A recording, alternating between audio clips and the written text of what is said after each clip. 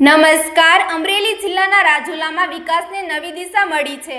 રાજુલાના ચંચબંદરની દરિયાઈ ખાડી પર 85 કરોડ રૂપિયાના ખર્ચે બનાવનાર મહત્વાકાંક્ષી બ્રિજનું આજે કેબિનેટ મંત્રી કુંવરજીભાઈ બાવળિયાના હસ્તે ખાતમુહૂર્ત કરવામાં આવ્યું। આ બ્રિજ ચંચબંદર, ખેરા, પટવા ગામના લોકોને સીધો લાભ આપશે।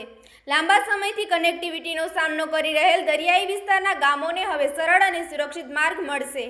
કાર્યક્રમ દરમિયાન મંત્રીએ બગદાણાની ઘટનાને લઈને સ્પષ્ટ કહ્યું કે દોષિતોને કોઈપણ સંજોગમાં છોડવામાં નહીં આવે। હાલ સીસીટીવી ફૂટેજના આધારે તપાસ ચાલી રહી છે। આ પ્રોજેક્ટ પૂર્ણ થતાં રાજુલા વિસ્તારમાં વિકાસને નવી ગતિ મળશે। વધુ સમાચાર માટે જોતા રહો આરપી ગુજરાત ન્યૂઝ રાજકોટ।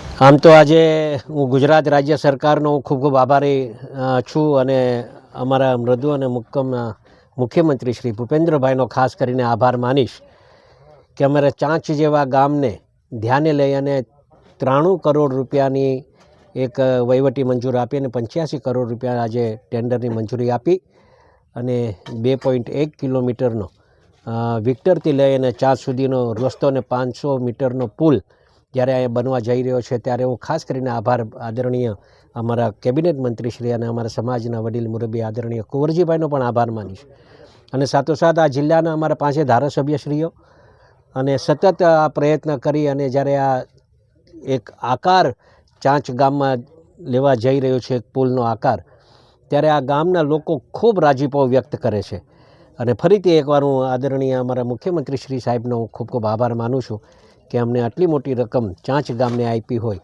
અને આપ જુઓ છો એમ આજે આ ગામના લોકોમાં જે રાજીપો છે કેમ કે ખાસ કરીને આ ગામના લોકો સંપૂર્ણપણે મજૂરિયાત વર્ગના લોકો છે।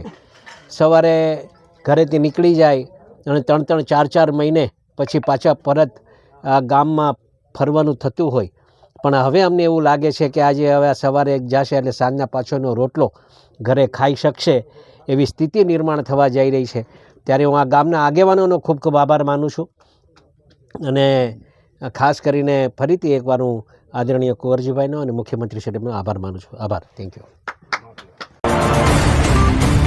રાજુલા વિધાનસભા મત વિસ્તારના માનનીય ધારાસભ્ય હીરાભાઈ સોલંકીનો વિધાનસભા મત વિસ્તાર જેમાં ઘણા લાંબા સમયથી ચાંચ અને વિક્ટર પોર્ટ વચ્ચેના દરિયાઈ ખાડી પર આ બ્રિજની માંગણી ખૂબ લાંબા સમયથી થતી આવતી।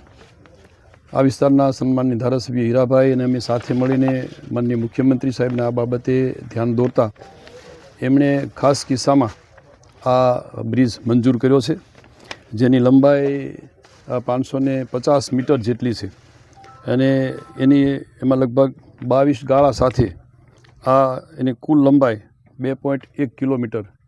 બંને બાજુ બ્રિજ સહિતના એપ્રોચ રસ્તા પણ બંને બાજુ આવશે એટલે જે વર્ષોથી આ વિસ્તારની માંગણી કે જેમાં ચાંચ, ખેરા, પટવા આ ત્રણેય ગામના લોકોને સામે કામ ધંધા માટે જવા માટે પોર્ટ ઉપર અને ખાસ કરીને સામેના વિસ્તારોમાં જવા માટે 40 કિલોમીટરનું અંતર કાપવું પડતું।